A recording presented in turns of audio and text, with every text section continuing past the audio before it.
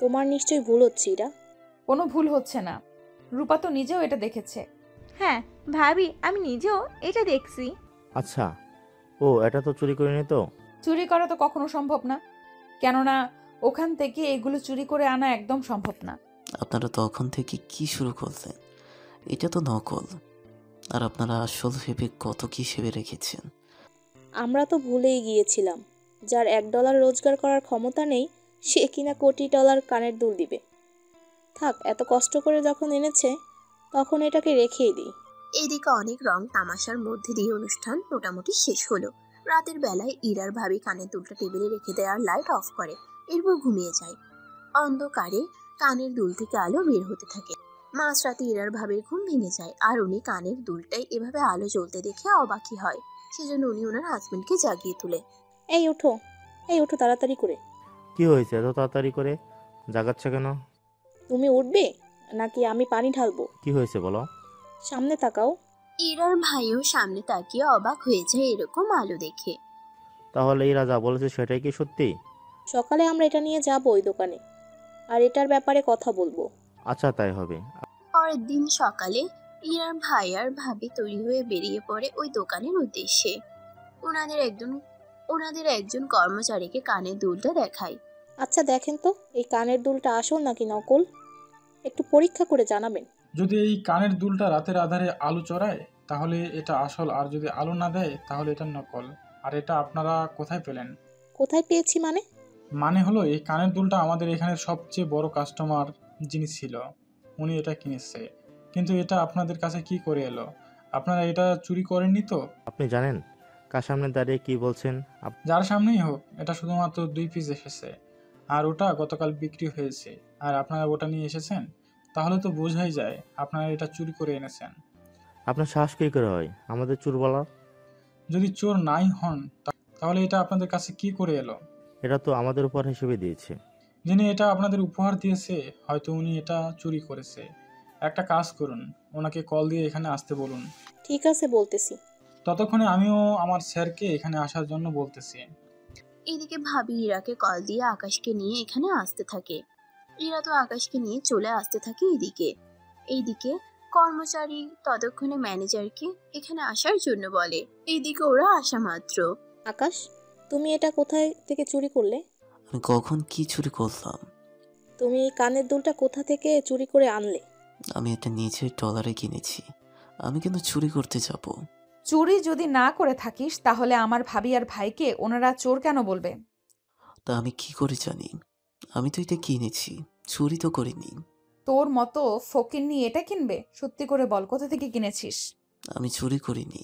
এদিকে কর্মচারী ওদের কাণ্ড দেখে বলে, আপনারা কেউই যেতে পারবেন না যতক্ষণ পর্যন্ত ম্যানেজার না আসবে। তোমার সাহস তো কম না। তুমি জানো তুমি কাদের কি বলতেছো? সে আপনারা যেই হন না কেন, যা বলার ম্যানেজারকে বলবেন। এদিকে বাকিরা তো অপমান হতে থাকে আকাশের এই কর্মকাণ্ডের জন্য। সেজন্য সবাই ওকে কথা শোনাতে থাকে, কিন্তু আকাশ কোনোভাবেই বুঝাতে পারছে না ও এটা চুরি করেনি। এইদিকে ম্যানেজার তো চলে আসে। ওনারা এই কানের দুলটা চুরি করছে, আর যিনি চুরি করেছে উনিও ওইখানেই আছে। আগে আমি কানের দুলটা দেখি। কর্মচারী থেকে কানের দুলটা নিয়ে দেখতে থাকে, দেখে উনি নিজেও অবাক হয়ে যায়। এটা আপনারা কোথায় পেলেন? এটা তো আমার ননদের হাজবেন্ড আমাকে উপহার দিয়েছে বিবাহ বার্ষিকীতে। কই উনি কি এসেছে? ওই তো বসে আছে। ম্যানেজার আকাশের সামনে এসে চমকে ওঠে, কেননা আকাশকে দেখে উনি চিনতে পারে। স্যার, আপনি এখানে? আমাকে বলতেন আমি নিজে আপনার বাসায় চলে আসতাম। আর তুমি বলতে চাইছো উনি দুলটা চুরি করেছে? জি স্যার। তুমি কি জানো উনি কে?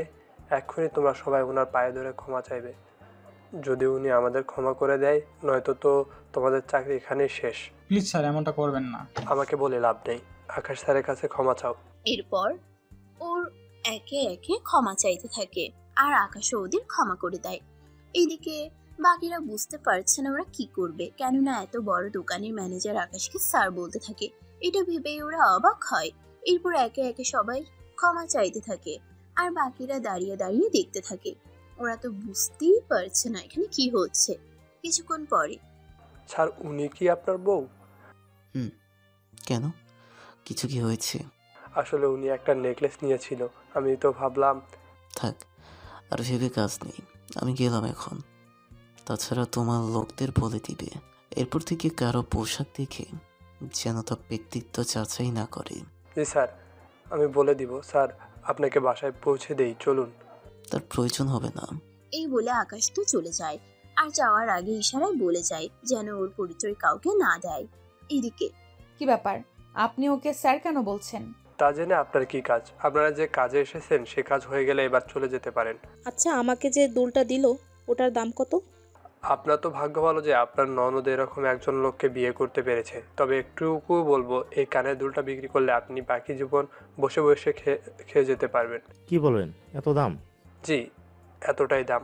আপনার জন্য উনি যে নেকলেস নিয়েছে, এই নেকলেসের 50 গুণ দাম হবে এই কানের দুলটার। কথাটা শুনে ইরা এবার অবাক হয়, সাথে বাকিরাও। তবে এখানে রূপাও ছিল। রূপা তখন বলে, একটা কাজ করুন, সেম কানের দুল আমাকেও একটা দিন। সরি ম্যাম, এটা একটাই সেটাই ছিল। রূপা, তোর কি মাথা খারাপ হয়ে গেছে? কেন, কি হয়েছে? তুই কি জানিস এই কানের দুলটার দাম কত হবে? কত আর হবে, বড়জোর 4 থেকে 5 হাজার ডলার। আরে না, ওর কথা অনুযায়ী এটার দাম তো 30 থেকে 35 হাজার ডলার হওয়ার কথা। ইরার কথা শুনে ওর ভাবি, ভাইয়া, রূপা অবাক হয়ে যায়। কি, এতগুলো ডলার ও কোথায় পেল? নিশ্চয় বাবা ওকে দিয়েছে। হতে পারে, নয়তো ওর মতো একটা ফকিন্নির কাছে এতগুলো ডলার আসবে কি করে? আমি তো ভুলেই গিয়েছিলাম বাবার কথা। আচ্ছা, এখানে থেকে আর লাভ নেই। মান সম্মান নিয়ে ফিরে যেতে পারছি, এটাই অনেক কিছু। ঠিক বলেছো ভাবি, চলো তাহলে এখন বাসায় ফিরে যাই। এরপর ওরা গাড়িতে বাকি কথা বলতে থাকে। এদিকে আকাশ যখন বাসায় ফিরে রাতের বেলায়, তখন সবাই ওকে এক এক করে জিজ্ঞেস করতে থাকে। আর এইদিকে ইরার বাবাও চলে আসে। সেজন্য সবাই ওনাকে বলে দেয় আকাশকে যেন কোনোভাবে উনি সাহায্য না করে। এদিকে দেখতে দেখতে 5-6 দিন কেটে যায়। এই কয়েকদিনে ওরা আকাশকে অপমানের উপর অপমান করতে থাকে, যা ইরার বাবা জানে না। একদিন উনি বিকালে বাসায় ফিরে তখন আকাশকে মেঝে পরিষ্কার করতে দেখে তো উনি রেগে যায়। হিরার মা, বৌমা, কোথায় তোমরা? কি হয়েছে বাবা, আপনি এভাবে চিৎকার কেন করছেন? কিছু কি হয়েছে? বাড়িতে এতগুলো লোক থাকতে আকাশকে কেন মেঝে পরিষ্কার করতে হচ্ছে? আসলে হয়েছে কি, কি হয়েছে তাড়াতাড়ি করে বলো। ইরা বলেছে এইসব করার জন্য। ইরাকে এখনই এখানে ডেকে আনো। জি বাবা, আনতেছি। এরপর ইরাকে ডাকার জন্য ভাবি উপরে যায়, আর ইরা আর রূপাকে নিয়ে নিচে নামে। কি হয়েছে বাবা, তুমি এভাবে চিৎকার কেন করছো? তোমার যে হার্টের সমস্যা সেটা কি ভুলে গেছো? আমি এইগুলো কি দেখতেছি? কি দেখতেছো তা না বলে বুঝবো কি করে? এসব কি? কোন সব? এরপর উনি ইশারা করে ইরাকে দেখায়। ও তো কাজ করতেছে। আমিও সেটা জানতে চাইছি, ও কেন কাজ করতেছে? তোমাকে না বললাম, ও আমার কাবিনের ডলার পরিশোধ করতে না পারলে ওকে দিয়ে আমি এভাবেই কাজ করিয়ে এভাবে সে ডলার পরিশোধ করবে। ও যে তোর স্বামী, তা কি ভুলে গেছিস তুই? স্বামী হয়েছে তো কি হয়েছে, দেখো বাবা, ও যতদিন পর্যন্ত আমাকে কাবিনের ডলার না দিতে পারবে ততদিন আমি ওকে দিয়ে এইভাবেই কাজ করাবো। যদি ওর ডলার দিতে পারে তাহলে আর কাজ করতে হবে না। ইরা কিন্তু ঠিকই বলেছে। বাহ, সবাই দেখি এক হয়ে গেল। আকাশ, তুমি আমার সাথে রুমে আসো। তা দেখে আকাশ আসতে থাকে। ওনার সাথে ইরার মাও আসতে থাকলে আমি জামাইকে আসতে বলেছি, তোমাকে বলিনি। এবার ইরার আম্মু থেমে যায়। এদিকে উনি আকাশকে রুমে নিয়ে এসে আকাশের হাত ধরে কাঁদতে থাকে। আমি পারিনি তোমাকে সুখ দিতে। আপনি কাঁদবেন না, তাছাড়া ইরা ছোট মানুষ, ভালো খারাপ এখনো কিছু বোঝে না। তাছাড়া ও বিজনেস সামলাচ্ছে বলে এরকম হচ্ছে। যদি অন্য মেয়েদের মতো বাবা আর ভাইদের উপর নির্ভর হতো তাহলে এরকমটা হতো না। আসলে আপু, আমাদের দেশে এরকমই হয়। একটা মেয়ে যখন চাকরি করে নিজেই প্রতিষ্ঠিত হতে থাকে তখন সে বাকিদের আর মানুষ মনে করে না। তবে সব মেয়েরা কিন্তু একরকম নয়। যারা ছোট থেকে অভাব দেখে আসছে তারাই তাদের পরিবারের জন্য কিছু একটা করার চেষ্টা করে, আর যারা কখনো অভাব দেখেনি তারা একটু প্রতিষ্ঠিত হতে পারলে বাকিদের খুব সহজে ভুলে যায়। সেজন্য আমি এইসব দেখে কোনো কিছুই মনে করি না। সত্যি আকাশ, তোমার মতো করে কেউ যদি বুঝতো তাহলে তো হতোই। আমি তোমাকে ডলার দিই, তুমি ওইগুলো দিয়ে আলাদা কোনো ব্যবসা করো। এতে তুমি করে একটা বাড়ি করে সেখানে নিয়ে যেতে পারবে ইরাকে নিয়ে। তার কোনো প্রয়োজন হবে না। আমার যা কিছু আছে তা আমি পরে একটা সময় আপনাকে দেখাবো। কি সেগুলো? সময় হলে ঠিকই জানতে পারবেন। এইদিকে উনি রুম থেকে বের হয়ে অফিসে চলে যায়। উনি অফিসে যাওয়ার পরেই বাকিরা আকাশকে আবারও কথা শোনাতে থাকে। এভাবে আরো 2 দিন কেটে যায়। পরের দিন ইরার বাবা নাস্তা করার সময়ে ইরা, তোকে আমার সাথে আজকে অবশ্যই যেতে হবে।